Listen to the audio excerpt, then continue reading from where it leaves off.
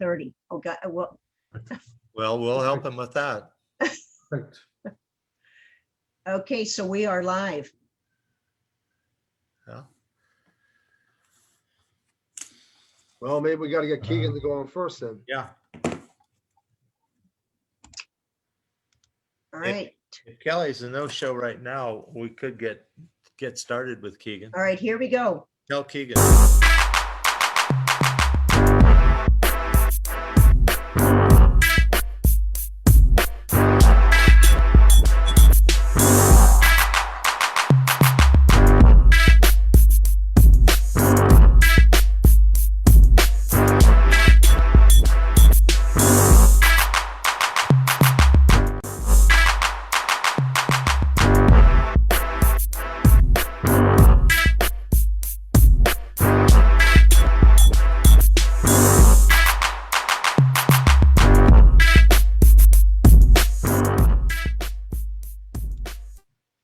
Thanks for joining us today for MasterCoaches Wednesday Weekly Buzz and our after show Buzz Reaction.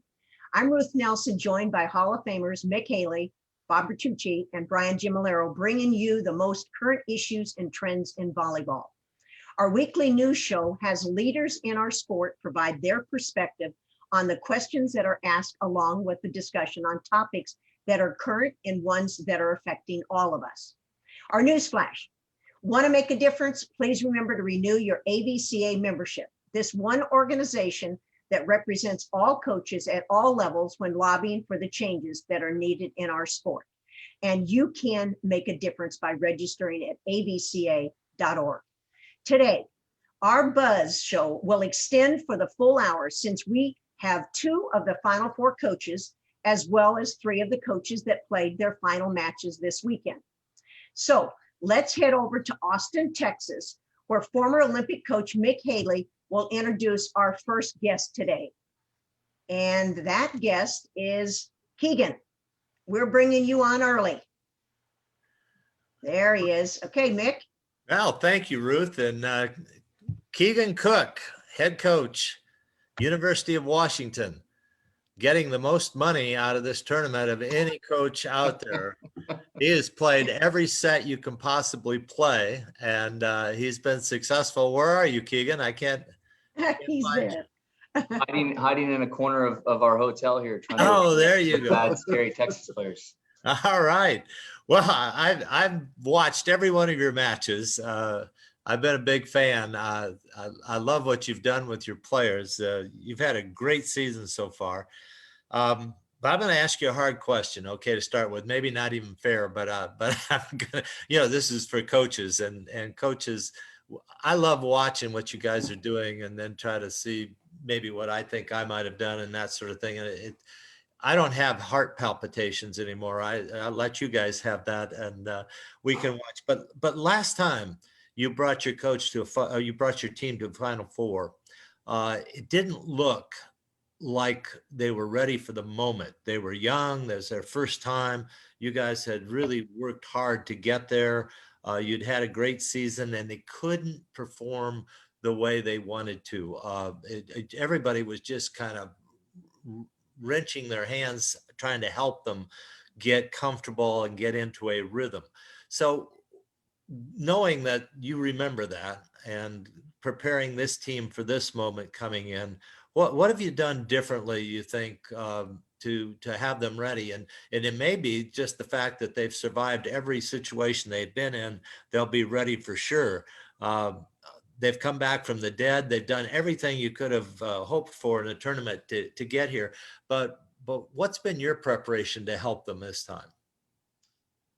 I'm fortunate enough. I'm one of 2 coaches here making their first Final Four appearance. So I don't have a history of my own mistakes that I've made yet, and hopefully I'm not making them here. But it's my first time here, and I've tried to stay just authentic to that and not shy away from that, and just do what I think this team needs, for each match. One thing we're trying to rally around right now is to play the match and not the moment, and because some of those moments have been big. I've been to a couple of Elite Eights in my 6 years and not been able to get over the hump. And certainly I felt a burden of responsibility to get this program back to the Final Four. And kind of finally let go of the end result here and just coach the match in front of me, but each match has been different. Mick, I think people forget that we played 3 darn good teams who were all champions. Pitt was a 3-time ACC champion before this year, and then Louisville took their crown. So people are talking about our play and not playing to our level early on. By the way, there's some pretty darn good teams on the other side of the net who are very motivated to knock us off. And we've seen that all year, Mick. We saw it from UCLA, we saw it from Oregon, we saw it from SC, we saw it from Stanford. And you can't fake those experiences. Your kids went through it, they survived it, and those experiences in the Pac-12 are serving us now. Well, I haven't heard anybody say that you guys haven't lived up to standard. I think I've heard everybody say how wonderful you've taken on every situation and come out on top. I think that's really the story. And your team has really been warriors. It's not just been one person. There have been different people that have come in there, like your foreign player who came in and served 7 in a row, for crying out loud. I would hug my player too if I had somebody come in at that point and serve 7 in a row. So I think that's really admirable. I'm gonna allow Brian to ask a question, or Bob. I'm not sure which one of you are going to jump in on this right away. I have one more to come back if we have time. Jump in on Keegan here, guys. Keegan, this Brian, congratulations. What a wonderful run for you, and first Final Four, and magical. Good for you. Thank you, tell us, as you're going to play pretty quickly here, and as fans, as coaches, what are we going to look for? What should we look for? Yeah, we need to continue to serve the ball at the rate that we've been serving. We've quietly had our best serving performance of the season, not necessarily from an aces standpoint, but from an aces to error ratio. We've just kept pressure on without making a lot of errors. And now we face a team that maybe is the best receiving team in the tournament, and we're going to have to be okay with not seeing as many of those aces and just trying to take away 1 or 2 offensive options. But you've seen Kentucky. They don't need to tell you guys what they can do, what Madison Lily can do, how they can score. They spread the net out and they set it fast. And she upgrades every pass 1 point. A 2-point pass is a 3-point pass, and a 1-point pass is a 2-point pass. And it's not a team that you want to let get rolling. I know that, and so that's maybe one of my biggest concern is maybe in previous matches, I was okay with us not really getting going right away and getting things lined up. You don't want to do that with Kentucky. You don't want to let them get rolling. And so we need to have a better defensive presence early on in the match. Okay. And so the keys to the match are your consistency with serving, getting them in trouble, cutting down on their abilities for you to play defense, and anything else, any particular player that we need to watch as fans.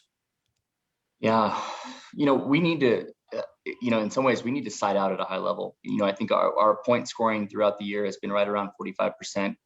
In this tournament, we've been siding out around 62%. Not always 62. I think in the Pitt match, we were about 40, 50, and then 80, 80, 80 to finish the match. We're going to have to be our best side out team. And that starts with receive. And again, with LMA being good on less than ideal passes. But we've shown the ability to side out at a high rate at times. We've shown the ability to serve people out of their normal rhythm. It's time for our best, Brian. It's time. We haven't played our best match yet. We've had our moments. We've had some incredible comebacks, but start to finish, we've not played our best match yet. And in a particular player, who as fans should we watch? A couple key players. Yeah, we need Samantha Drexel to carry a load, both in serve, receive, and scoring. And maybe a player who I'm excited to see her in this moment is Claire Hoffman, an underrated player, but an All-American for the first time, a player who's quietly been going about her business for 3 years and now kind of getting recognized. And if she can chip in just a few more kills, 12 to 15 kills over the course of the match, she takes us from good to great. We all wish you everybody plays at their best. Bob, how about you? Keegan, you're playing in a different environment than you usually play in. And like you said, serving is going to be a key component for you. Are you doing anything different for preparation in this facility?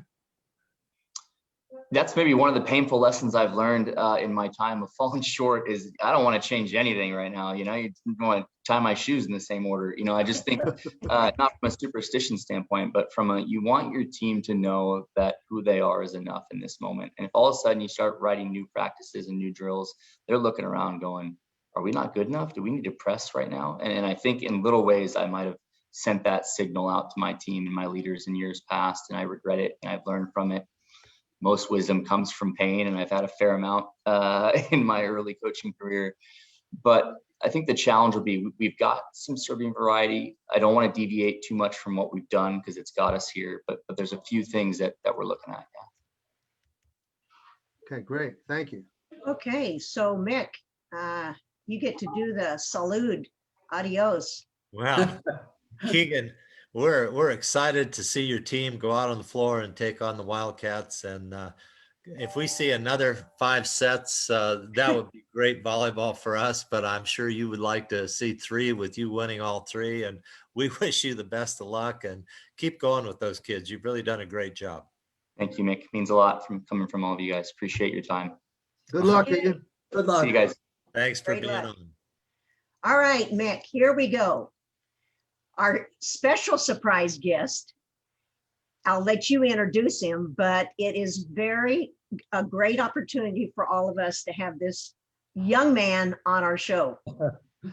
Well, this is a special one because I grew up in Angola, Indiana, and our school song was Angola High School, and I believe that's on Wisconsin, if I'm not sure. Kelly Sheffield's here with us today, Wisconsin Badgers coach. Kelly, welcome, and thanks for coming on. Mick, it was also the Muncie Burris fight song as well. So The Owls, all right. That's right. You got to remember all those attachments to the schools. Interesting. Hey, Kelly, you've had a tremendous season and a very interesting season to go with the word tremendous. You've been number 1 all year, I think. You've dealt with COVID, you've dealt with injury, you've dealt with not getting to play, and then having to play and trying to prepare for the tournament. You haven't had an easy road. Here's a really tough question. Yeah. What's your greatest fear right now? And this is for all the coaches out there, because you're always thinking about what you can do, but what are you worried about? That's certainly COVID is gotten throws a wrench into things. You hear that Nebraska had 4 false positives the other day, the day of their game, and Texas had 1.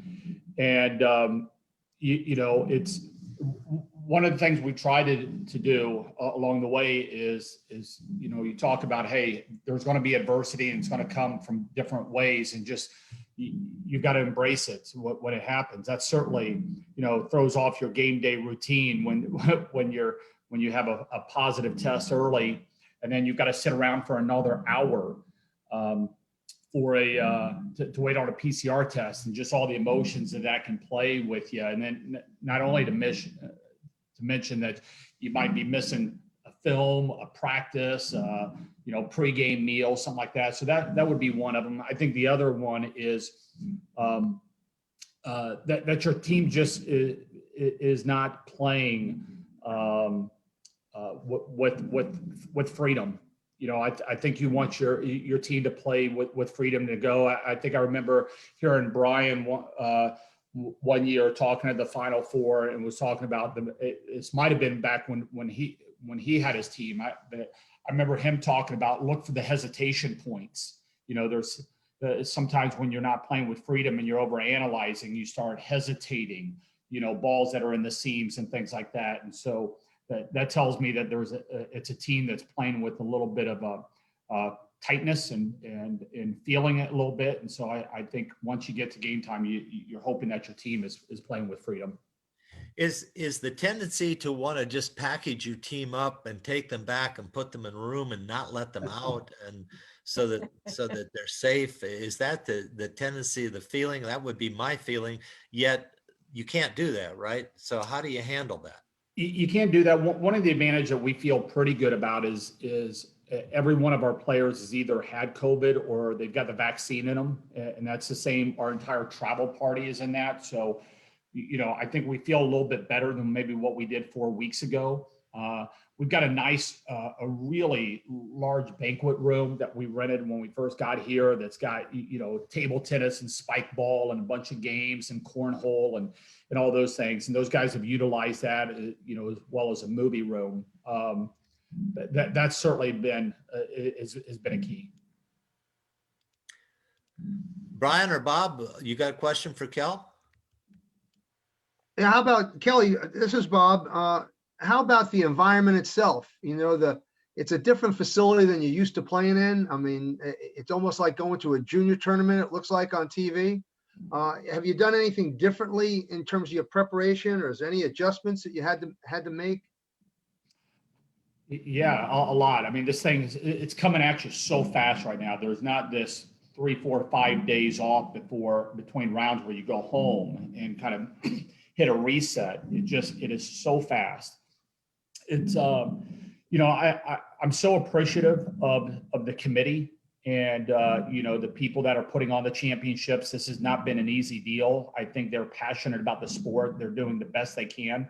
I certainly feel like we need more people involved than what we have. There needs to be more help. The convention center deal, I mean, everybody talked about it to the blue in the face, but I had our players, we played a 3-set match against BYU, and it didn't last that long. We were on top of our game. It was a pretty quick match, and we played it in the convention center, even though it was on top of Terraflex. The Terraflex was on top of the concrete. Our players felt worse after that match, their bodies did, than after the 5-setter against Florida in the arena. And that was sport court on top of wood. And the numbers would say the numbers of jumps and powerful moves that we did in the Florida match was almost 2.5 times more than what we did in the BYU match. They should have been feeling a lot more after that.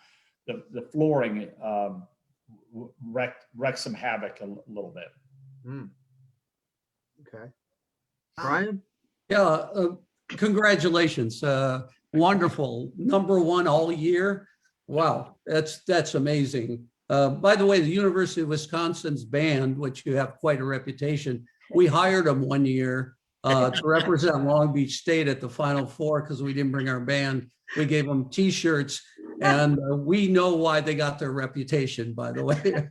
That's awesome, Brian. I'm looking forward to you singing just like Mick did as well. Yeah. You know what's funny is that my high school fight song was the Wisconsin song too. Oh, get out of here. No, it's true. I'm not going to sing it though.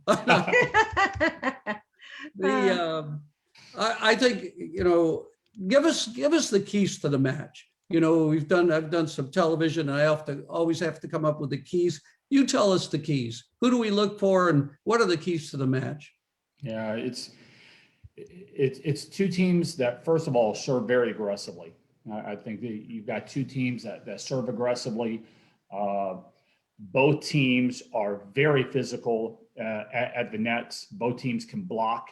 So if both teams are allowed to set up their block, it's going to be really tough for the other team to score, I think. They match up block a little bit more than what we do. We do a little bit more reading and reacting. Certainly, we'd like to be able to get our middles involved. That's a bigger piece of what we do than maybe what they do. And I think that's really important that we're able to utilize them.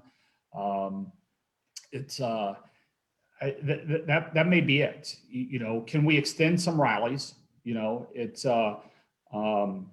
Let Sydney get her hands on the ball, and can we get our middles involved in good situations? Yeah, wonderful. Gonzaga couldn't do it. Being #1 all year in basketball, and I actually had a team one time that was #1 every day except the last day. So. I really take my hat off to you. If you can accomplish this, it is really something. And very proud of you, and watching your team, you see why they're number one, and congratulations. And is there anything you'd like to add to fans, to coaches, to people watching? We need everybody tuning in. I mean, we've got to get these numbers up. We've got to get these numbers up so we're not relegated to the ESPN Ocho or ESPNU and things like that. It's a shame. It's a shame.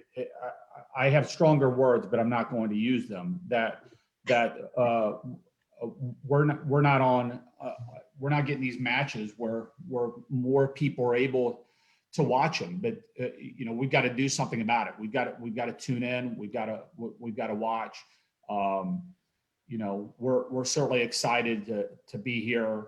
Really appreciate your guys' show. Appreciate being on. I love watching this every week. I'm tuned in to watch your guys' show, and I think you guys ought to let Bob ask a little bit more questions, though. That would be my only complaint. I know. No, they cut my time all the time. Oh, yeah, that's right. Okay, guys, I have one question for Kelly. I don't have a question for anybody else, but I got a question for him.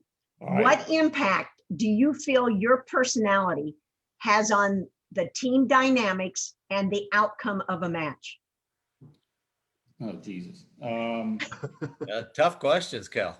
I don't know. That's probably a better question for the players. I think what we're constantly trying to do is there has to be a balance.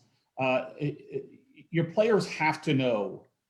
You've got to stay in character, whatever that is. And we're all different, but your team will know if you're out of character.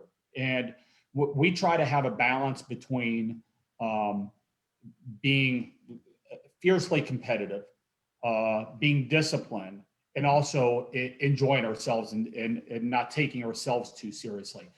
That's kind of a balance that we try to do. I don't know. I think it probably works for us.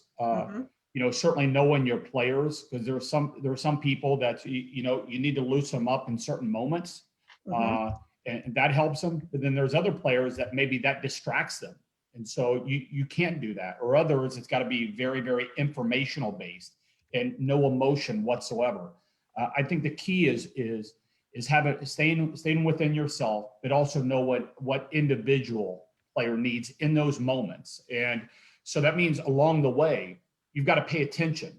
You've got to pay attention to how they're getting on and off the bus in week 4 of a regular season, because you're not going to know whether they're in or out of character, getting on or off the bus in a Final Four if you haven't been paying attention along the way. If you're not paying attention to the stretching or what they're like when they walk into the gym in September or October, you're not going to know whether they're in character later on. Okay, so that means that when Master Coaches finish this show, we have to be on the same bus, right? Or the same step. Okay, Mick, I'm going back to you. Kelly, we wish you the best of luck. Thanks for coming on. We asked you some pretty tough questions. You fielded them like a good shortstop and had good throws to first. So I think you'll be ready for this match coming up. This one is going to be critical. This is maybe your hardest match so far, although Florida was really, really good. Wish you the best of luck. Can't wait for the match to get going. And I'll bet you and the kids can't wait either. We're excited about this. This has been the longest year, obviously. It is, these guys, they want to play. They've sacrificed so much, everybody on all the teams, they've sacrificed so much that you just want a shot. We're excited about it. Thanks for having me on, guys. Yeah. Kelly, Brian, just trying to interrupt here. We understand why you win after listening to you and watching your team and watching your players and how they present themselves and how they do interviews and how they react when they're not winning is a real testament to you, and it's very impressive. Good luck. Brian, that means a lot. Thank you. It really does. Thanks a lot, Good Kelly. luck, Kelly. Thanks, guys. Thank Good you. luck. Best. Okay, Mick, are you ready now? I'm ready. Oh, yeah. Now, you know what? How come all of these Midwest guys, Yeah, I don't all have these guys are coming up? Okay, so Mick, now we've got another special guest. Mick, promise you're not going to sting anymore, okay? No, and please. I don't even know the Purdue fight song, but we've got the very, very successful Dave Shondell coming on, and his team had a great tournament, and he had a great year. This might have been maybe his close to his very best team so far. I'll let him talk about that. But Dave, thank you so much for coming on. I know you said you all at once became immediately available, and I know why, but it's good to see you still have a sense of humor. Well, the older you get, Mick, and you would know more about that than I, Oh, here we go. Come on now. Okay. the more you learn to get over it pretty quickly. And that's something I've been blessed to be able to do. You take the losses hard, but you learn from it and you move on, because that's all you can do. You can't control it once it's over.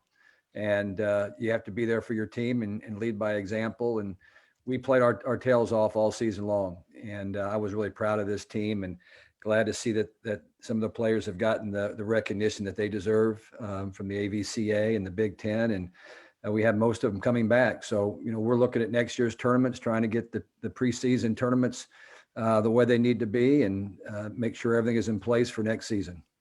Well, give us a little bit of information on the last match you played, though. We heard Keegan say that he's worried about Kentucky's serving and how they spread the court on offense. What did you see in your battle with them? They're fast. They are really, really fast. And, one of the things that was difficult, you don't see your opponent live before you play them. Where in the past, you'd have played your regional, that opponent, you'd have seen them before you played them at some point in time live. And we just didn't have the opportunity to. But the ball that Lily sets to Stumler on the outside is as fast as I've ever seen in college volleyball. And Stumler has gone to a new level. She's somebody that we recruited to Purdue. We didn't know if she would make it as a big time outside hitter. She wasn't sure. She thought that she'd play libero if she came to Purdue, which is one of the reasons that she didn't come to Purdue. And now here she is touching about 10-5 and just hitting the crap out of the ball. And she's their leader right now. She's doing a great job for them. But they run a really fast offense. They've got forearms better than any other forearms in the tournament, in my opinion. And they're all in the pins because they run Teeler out of your state, Texas. She's a middle, but she's hitting on the right side, and it's a nice system. I think it was more by accident than by Craig sitting around all year, trying to figure it out. It just worked out that way. But it's really hard to handle. It stresses your middles out. And if your middles aren't super athletic, or you aren't going to guess right all the time, those guys are going to have the line or the cross body shot, and they can hit them both. And I was really impressed with Kentucky. They were really, really good. It was kind of unfair. You should have talked to the committee, because we could have had at least 3 Ball State coaches in the Final Four if they'd scheduled this right?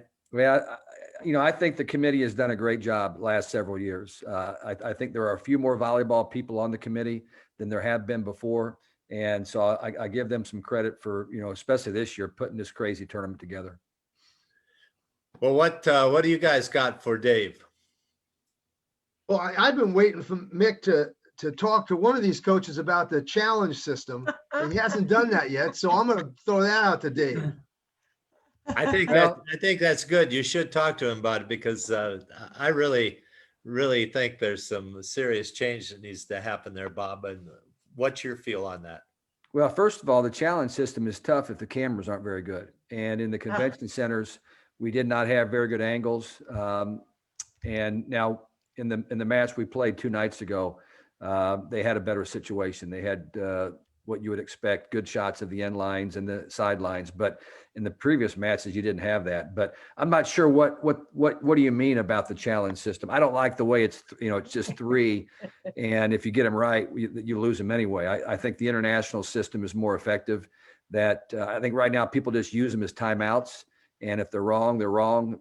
I think the Big Ten has proposed a change, but it wasn't approved. We feel like it should be more like the international system. Well, that's what we were talking about, Dave, was maybe have 2. And if you challenge and you get it right, you get it back. Yeah.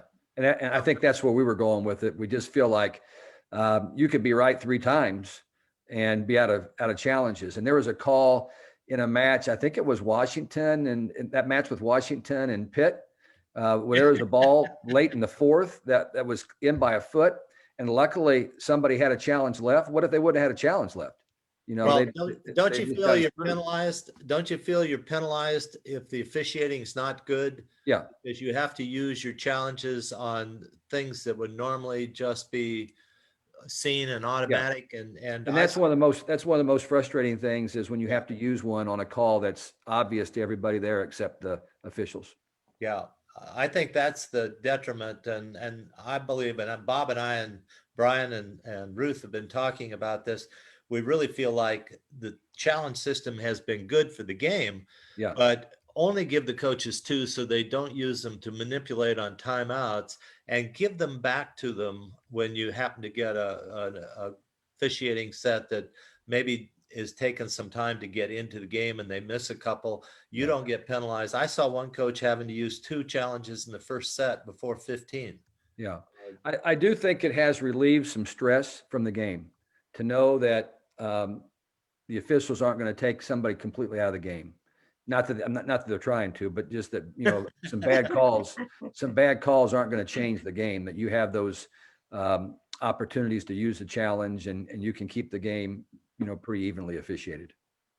Now, Dave, was it just because you were in the convention center for the earlier matches that the second referee had to walk all the way across the court to the opposite side where the first referee was and look at the monitor on that side and then stroll back to the other side? I mean, it was more than a timeout. It was like, you know, in between games 2 and 3. They did the same thing, Bob, in the arena. The match we played against Kentucky was in the arena, and they had the same setup where the woman had to go, the down official went all the way across the floor. And the only thing I can think of is if it's the camera, they want to have the main camera on the up official and not be blocked. But I don't know why they did that. That's the logistics. You'd have to talk to somebody else on that one. I was just trying to win matches.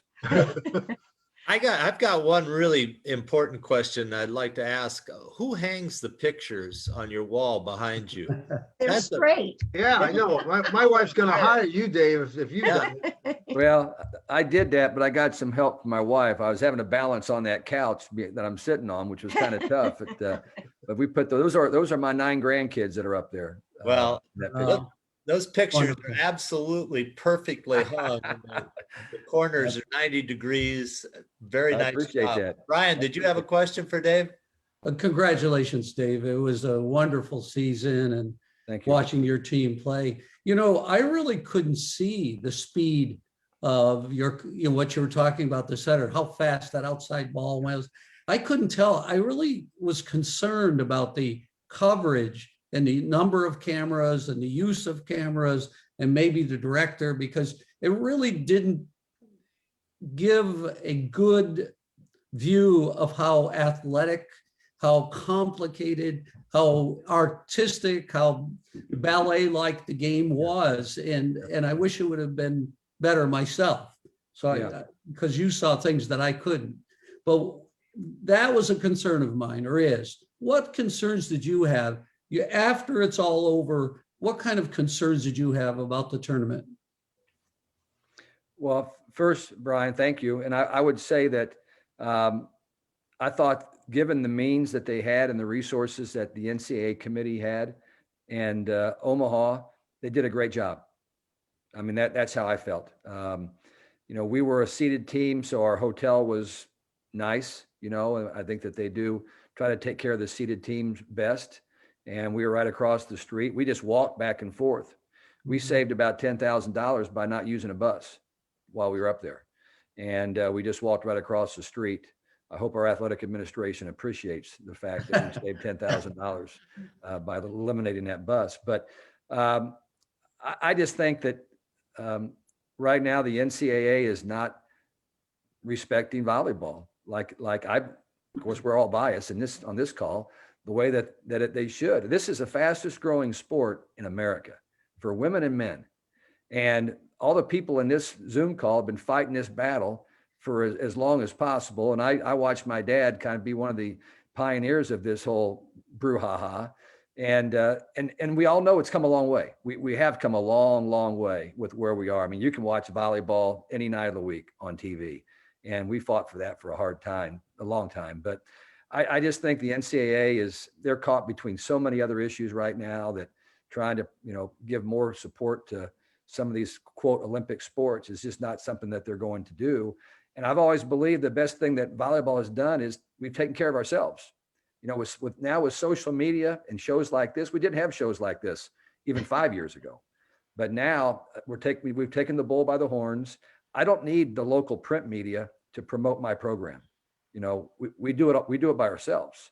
And I think there are a lot of coaches that are now doing that, and the fan base is blowing up. I mean, if you've watched Big Ten volleyball, aside from this year, the COVID year, I mean, every arena is sold out. I mean, it is a growing sport. And my son is coaching Indiana Tech. Mick, you'd be pleased to know that they upset the top seed in their pool yesterday. All right. Okay, Dave. Hey, we're running out of time. Come on, Ruth, give me a break. No, we got to let you come back at another time.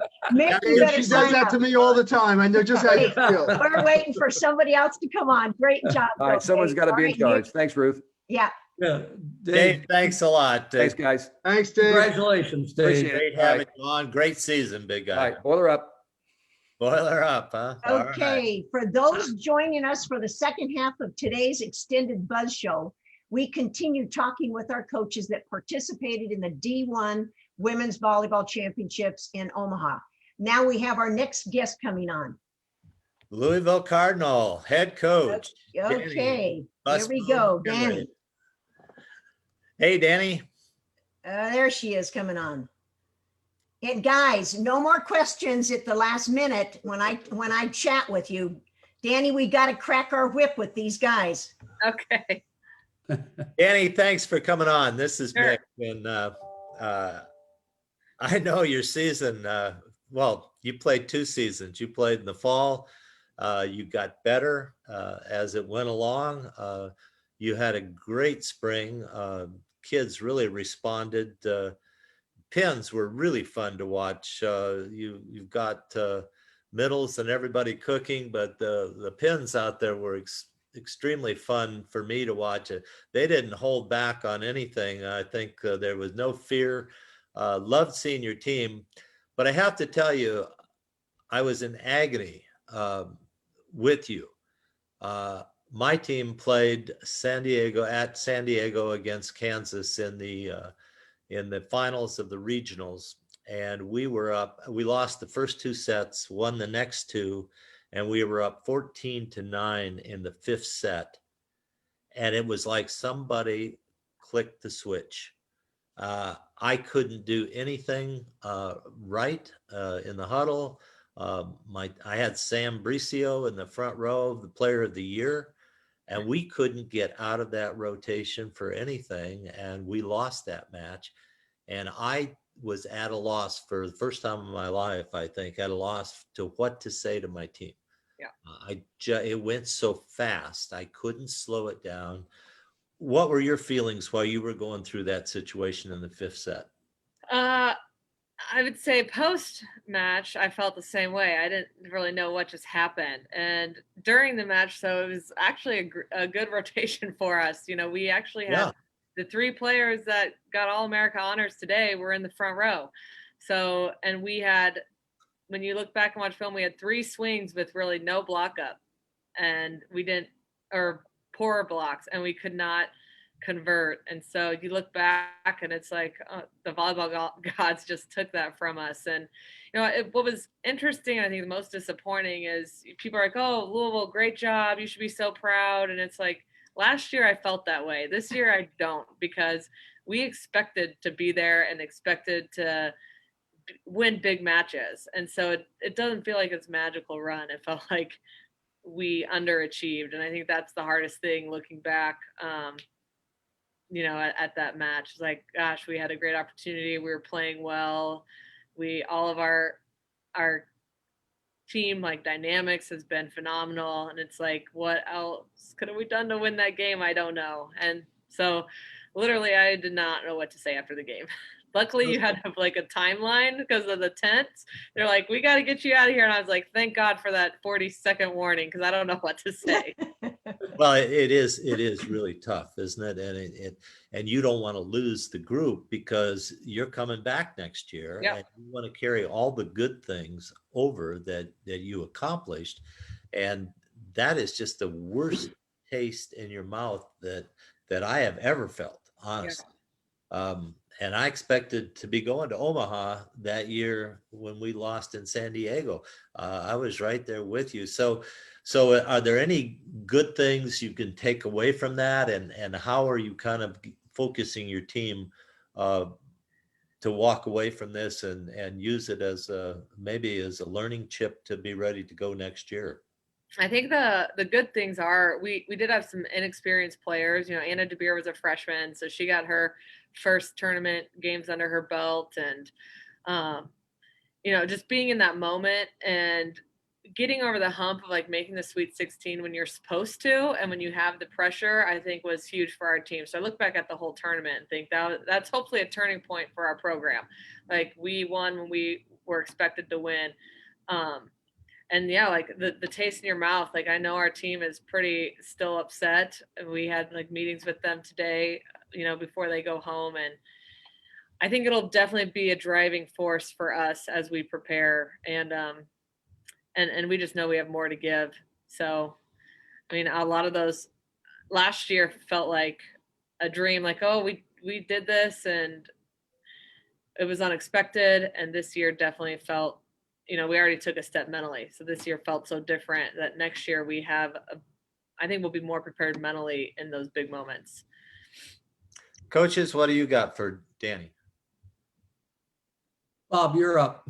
Okay, so Dani, in listening to you, it sounds like you and your program have taken that big step. Mm-hmm. I've often watched the teams that make it to the Final Four, and then the ones that are successful are usually teams that have been there 3 or 4 times, and then they finally can win it, because it's just like a normal coach with a normal team. They play close for 3 games, but you lose 3. Mm-hmm. And then all of a sudden you start to win a game. And then all of a sudden you start to get to a 5-gamer. Mm-hmm. And then you finally win a 5-gamer. It sounds like you now have gotten your program to a point where you're expecting to be through the Sweet 16, and now to be challenging for the Elite 8, or eventually a Final Four. So is that how you think your team is leaving this season? I definitely think so. And I think that is huge for us. And that's what I told them. Like, if it's really hard to win big with expectations, I think people underestimate how hard that is. And that's one thing I never took for granted at Nebraska, that it's hard. It's a lot easier to be the underdog and surprise people. But when you're expected to win and expected to perform, that's difficult. So I do think our team believes that we did everything we could up to that point to be there. And I think that's why it's so hard to not make it. And so hopefully they understand the work and the dynamic work, the mental toughness that it takes. And next year, like I said, they'll be more prepared and hopefully can continue to make jumps. Anything else you'll do differently come next year to get ready to repeat the performance and improve on the performance? Gosh, I don't know. I think just having a preseason and being able to play different opponents in different environments will be really important. And I think that will help in that moment. But I would say probably not too many different things from a training standpoint or, like traveling. We probably need to up the ante a little bit more in practice. And we had some people in and out of the lineup, our pins. You saw Clara Chasse at a great tournament. Well, she hasn't started since February. And then she comes in and just takes over the San Diego game. So, I think we really need to make sure that our players are earning their time, but then when they earn it, that they can be out there for an extended period of time. Great. Okay, Brian? Mick, I know. Wait, Brian, we're running on tight. So Mick, you got your one question. Oh, well, I don't know. I might throw it to Brian. Did you have one question you wanted to sneak in there, I Brian? had the best question, but I don't know if we have time. Well, go Well, for it. If you've got 30 Um, seconds, you've got, 30 and then you seconds. have All right. time. To expand on that, we have many coaches listening and watching this program. You know, many of them are progressing, just like you have done. So what is the next step? What do you see that you need to do to make the next step? And that's kind of some of what Bob said, and we're trying to expand on that. What do you need to do as a program, or other coaches need to do? I think for us to continue, what we've started, it's going to come down to recruiting. We got to start landing some, top 25 recruits, because I know we can develop talent. Like we've seen it these last 4 years, but at some point you need the physicality to be able to sustain playing great in the tournament and making it far. So I think it comes down to recruiting and, luckily Pitt had a great showing. The ACC's on the rise, just to prove ourselves as a conference and a program that we're getting there. Okay, Dani, I know you're back again with us this summer, but Mick, we are out of time. All right. Well, Dani, thanks so much for spending time to come on. I know you're really busy working with your exit interviews, so we really appreciate you, and can't wait to see the fall edition of the Louisville Cardinals coming back out there. Can't wait. I'm glad it's not too long. All right, Dani, thanks again. Great season. Thank you. Okay, Mick, here we go. We are on to our last guest today. And she is on and live. Heather Oslmstead, BYU's dynamic head coach, is on with us. And Heather, thanks for taking your schedule and working it out so we can get you on here. Can you hear me? Oh, Yes. yes. Okay, great. Yeah, very much so. Hey, and I'm going to get right into this. So, Heather, you and I talked a little bit on the phone when I called you to see if you could come on the show. Two things. I thought you responded wonderfully early in the match where you received a yellow card early for rightfully protesting interference call over the net. The officials were probably as pumped up as the players and that sort of thing. That card came out too quick. You didn't let it affect the way that you operated. You stayed aggressive and your team stayed aggressive. You told me that you were going to make sure that your team had a success in this tournament. Yeah. How did you do that? And what do you mean by you were going to make sure your team was successful? Yeah, we had talked just this whole season about our goal was to get to the tournament, whatever that looked like. So we had been talking and thinking the right way about the tournament, whatever it was going to look like, wherever it was going to be. And so we already had that positive mindset that we were going to make it the very best situation for us, whether you're seeded, not seeded. It was 48 teams, and we really wanted to be a part of it. We knew this tournament was going to be special and unique, and it definitely is. And so going into it, we didn't really read into the hype of this or that is or isn't happening. We just tried to be grateful for that opportunity and really wanted to maximize our time in the controlled environment, which I felt like we did. It was so fun in there, seeing teams walking around, seeing coaches walking around, the energy to be around. We had 21 teams at our hotel. You're going to testing, you're going to eat, your meeting rooms are next to each other. It really was a who's who's of volleyball, and I loved every second of it. So to throw a little curve in here, you just said something that made me think. Any worry about the portal and having all those teams together in one hotel? Yeah, there's always worry about the portal. So I think that's never going to go away. I think that's created some unique situations for a lot of teams, but no, I thought teams did a really good job of respecting each other. So players that were friends on other teams and even coaches, they really kept their distance and said hi from afar. And I thought that was really cool of people, because you were expected to keep your team safe in whatever manner you could, even though you were exposed to many different things and people, and you were allowed to leave the hotel. And I thought players and coaches really respected each other's so-called bubbles. Well, that's interesting. That's really interesting. I have one really quick last question, and then I want to turn it over to the other guys because I know you're in limited time. we've had a discussion here about the challenges. Yep. It seems to me that the challenges are okay as long as the officiating is good. Yes. But if the officiating isn't quite as good or the line judges aren't quite tuned in early, you could use your challenges early. Do you believe that you maybe would do better with 2 challenges? And if you're right, you get to keep your challenges. Would that be a better solution? 100%. There's no question about it. Why the men's collegiate game? I sit here and watch my brother's team, and he gets all his challenges back because he gets them right all the time. Why he gets his back and the women don't? I'm just saying, men's game versus women. We know there's a lot of differences there, and I do think, Mick, that would be huge. You know, for us, you brought up our match against Wisconsin. I think we were down 2-4. Our setter pancakes the ball, right? You trust your players, Heather. That was up. It's 2-4 in the first set. Am I going to challenge a pancake, which is one of the hardest things to see? The lines person, I'm never going to critique line or refs because my dad's a ref. I know how hard it is and how much they prepare. I'm serious. But when you got a lines person 40 feet away calling that the pancake was down, my player swears it up. It's 2-4. I don't feel like I can challenge that. And then you go a couple points later, 5-8. And I felt like our setter was swallowed up at the net, not given a chance to set on our side of the net. And I can't even challenge that. That's not even challengeable. That needs to change as well. I need to be able to challenge that they were over. I think, Mick, we should do shorter timeouts. 90 seconds doesn't need to be that long. We don't need media timeouts. If the worry is that the matches are going to go too long, then let's switch it up other places.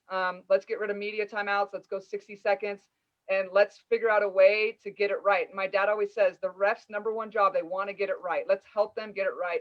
Let's up the equipment somehow, even in the tournament. Let's get better videos, better quality so it's quicker.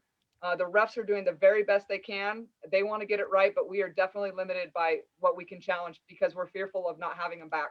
I think you need to call Dan Fisher at Pittsburgh. He was successful in challenging a non-challengeable call. I'm going to find out. And then winning it. I'm going to give him a couple days and I'm going to bug him. So. Okay, guys, weigh in on Heather here. Well, there could be some changes, Heather, that would make things immensely quicker. Like having the monitor on the same side as a second official, or even better than that is just have another official that's their job. Yep. And so they're watching it all the time.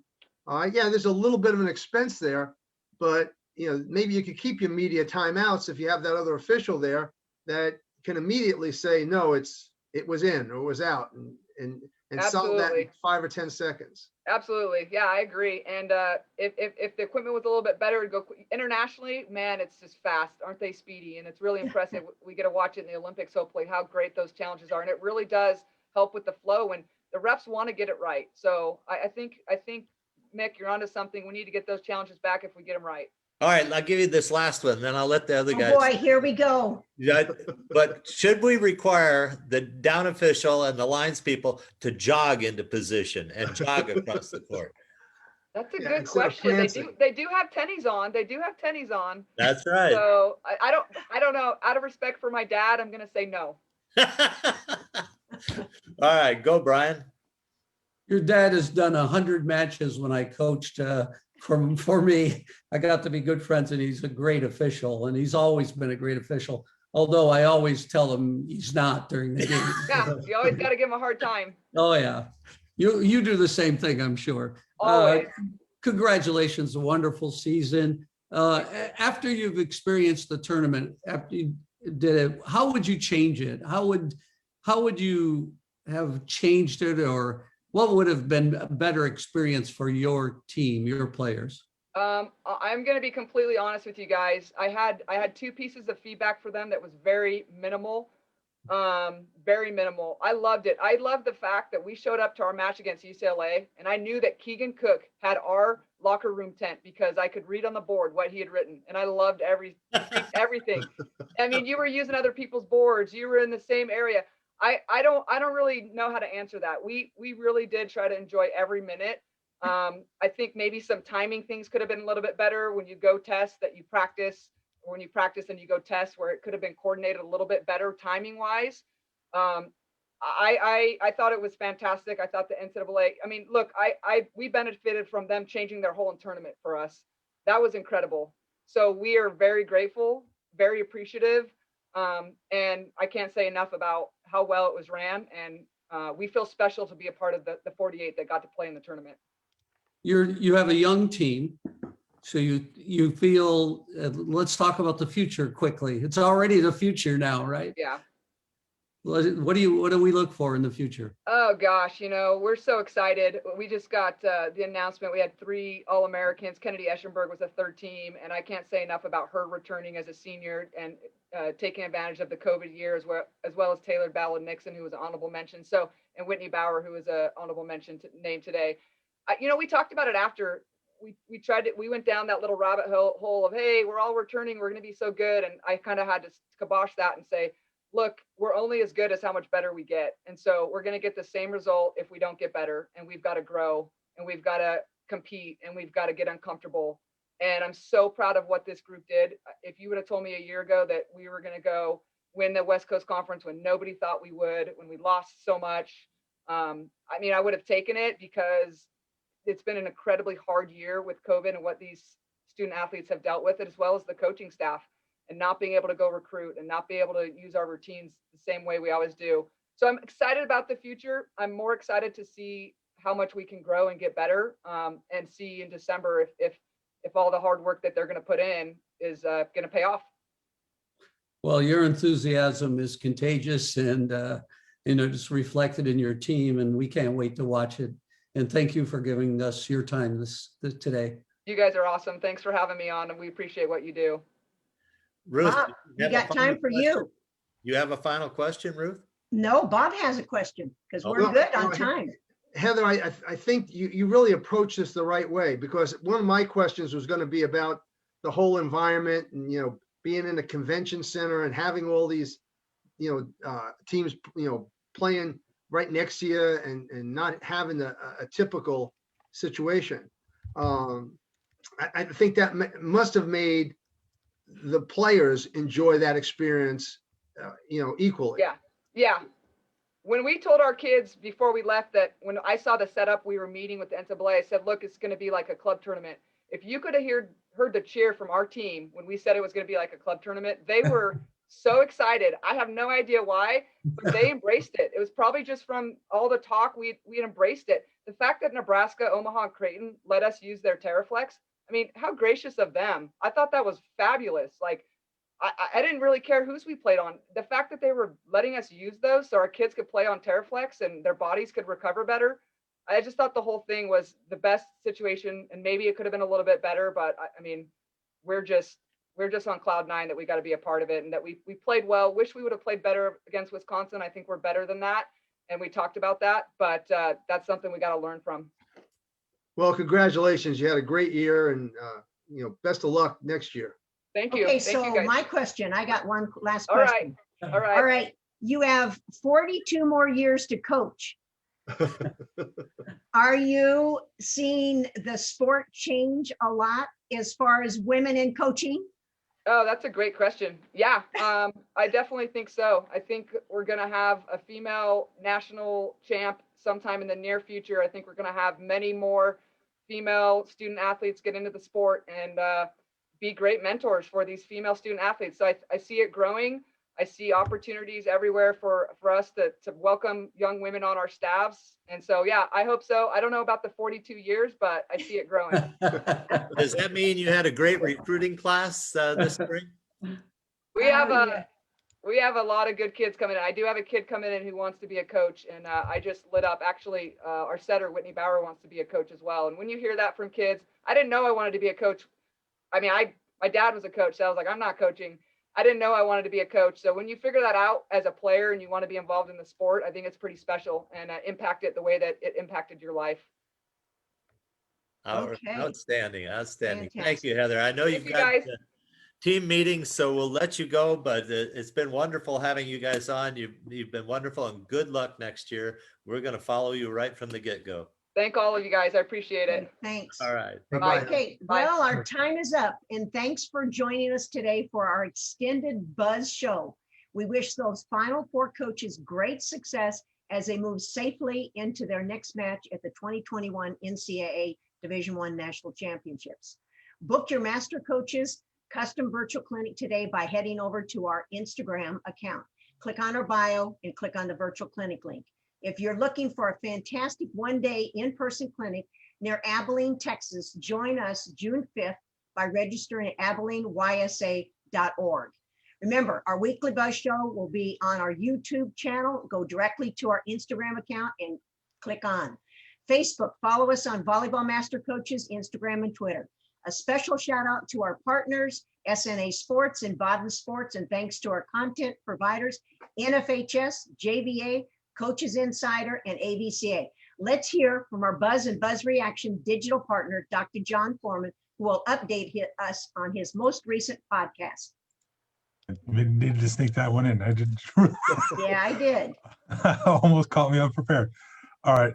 Coming up on the podcast, I'll have a conversation that I'm working to schedule with a couple of German coaches, hopefully, because they're doing another one of their, what they call a Congress over there in Germany. I think it might be today, as a matter of fact. So I'm curious to hear what they talk about amongst the German coaches, and we'll hopefully get a chance to share that. So check that out, coachingvb.com. and on the social media platforms. So with that, we'll wrap it up for this week. Okay, for those coaches that are interested in our consulting services, please email from our link on our VB Master Coaches Instagram. Be sure to tell your friends about our weekly news show, and thanks for joining us today, and see you next week on The Buzz.